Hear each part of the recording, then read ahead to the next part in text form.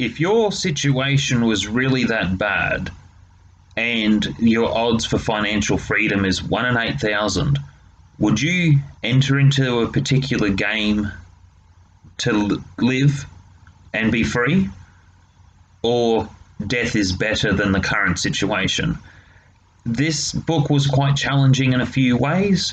Nearly 3 times I did not finish. However, I'm glad I got into this book and finished it. It was an eye-opener, and it was interesting and challenging. Otherwise, let's get into it.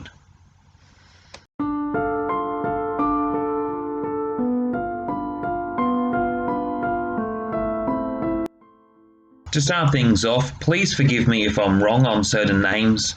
That's why I bring up boxes with spelling, because some names are a little bit harder if I haven't heard it, or if it's a different way it's spelled. The author, I believe your name is HAIDI. Please forgive me if it's wrong. It's just a little bit unfamiliar to how it's spelled for me, where I'm at here in Australia. This being said, HAIDI is a full-time author. She has allowed me to review this book. She has other books that she has previously written. This is her most recent, and it is quite an interesting book. Being said, I like how this started off. It starts off with a cast of characters, then the introduction, and then 36 chapters.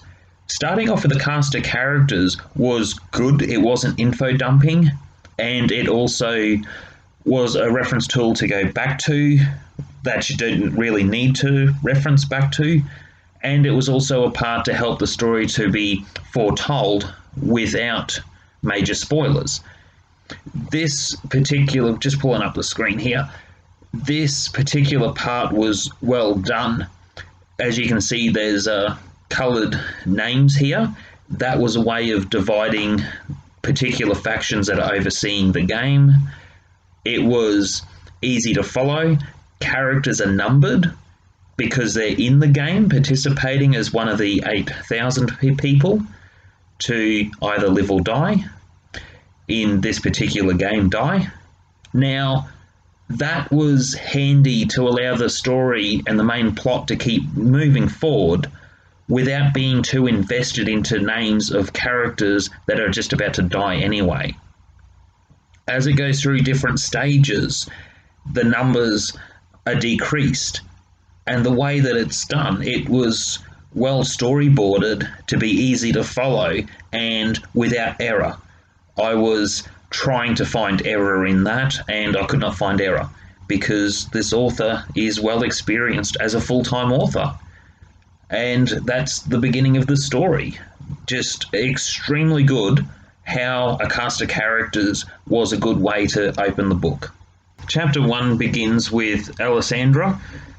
Her situation isn't the best. She's 20 years old, not really doing financially well. More of the reason to participate in the suicide game. This was quite challenging because the situation, to some degree, made me think of this particular person. I don't like to reference. However, for the purposes of this, he was on Dr. Phil. Dr. Phil wouldn't talk to him. It was about exploiting people who were homeless to doing dares. The dares get a bit more explicit. This particular kind of exploitation and money making is very, very sick. Now, that being said, it raises the question, what kind of society are we going to live in the future from country to country? And this sort of situation really divided people, where you look at a situation of 8,000 people who are desperate and other people gathering to a stadium, which was well written, by the way, in the description. This was a little bit, made me feel a little bit sick in some ways to not want to finish the book, but kept reading along. In the respects of the situation, I feel there was more of the risk-taking with nothing left to lose. Now, it's also something to think about with different things that we do within life, to taking risks or doing what we want to do in life and enjoy. So there was a little bit of that comes through the story later on. Chapter 2, however, was very interesting. The male character, Moma, had a history of being raised in terrorism and focusing on explosives. And in this particular story was understanding that because there was something else happening behind the scenes with other characters to turning it into a terrorist situation.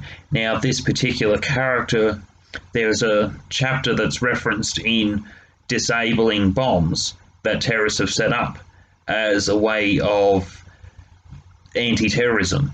Now, I found that was very intriguing because it's someone who's had one life and changing his life for the better.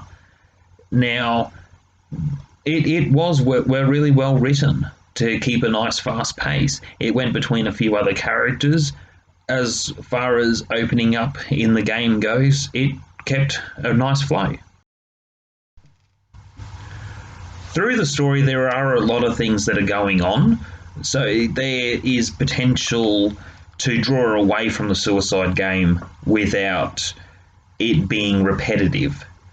Focusing on the suicide game for the moment without trying to ruin the suicide game.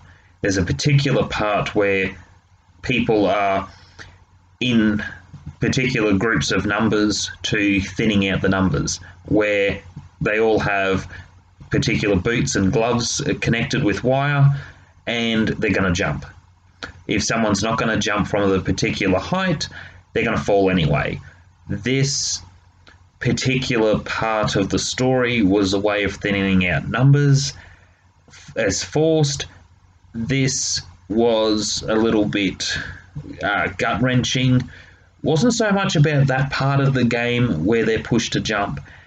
It's more the overseers have agreed on boosting for finance because food has run low, and using the dead bodies to push cannibalism. This particular part of the story reminded me of a couple other horrors that I've seen and completely did not finish, because cannibalism is really something we should be frowned upon. However, within this part of the story, it was not gore, and that made it a little bit more bearable to accept and move the story along.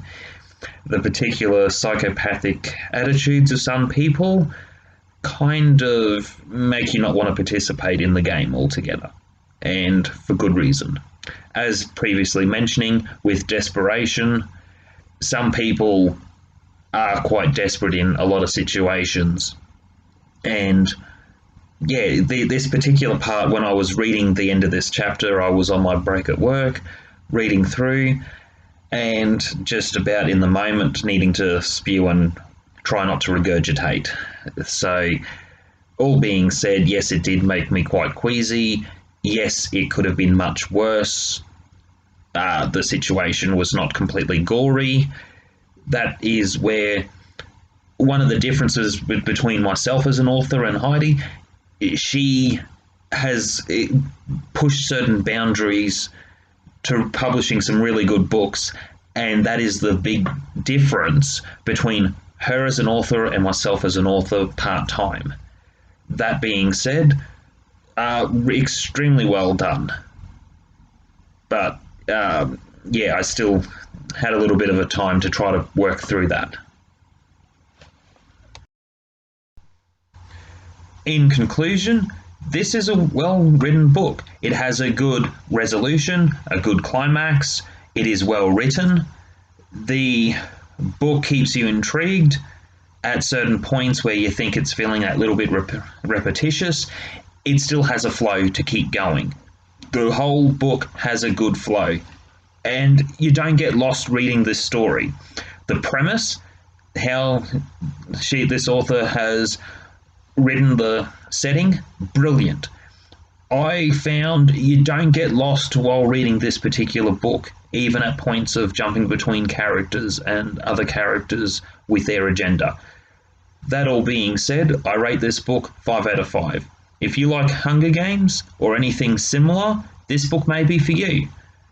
Otherwise, yeah, 5 out of 5. This is a good book. And it's not criticizing myself, but this is where she is a full-time author because she has broken certain boundaries. I am curious to read her other books. I won't be comparing, obviously, from book to book to be the same because she has written a variety of different books and she is very successful as a full-time author. Otherwise, that's it for today. Hit like, subscribe, comment, and I'll be doing some more reviews very soon. Otherwise, take care, and thank you again, Heidi, for allowing me to read your book. Bye.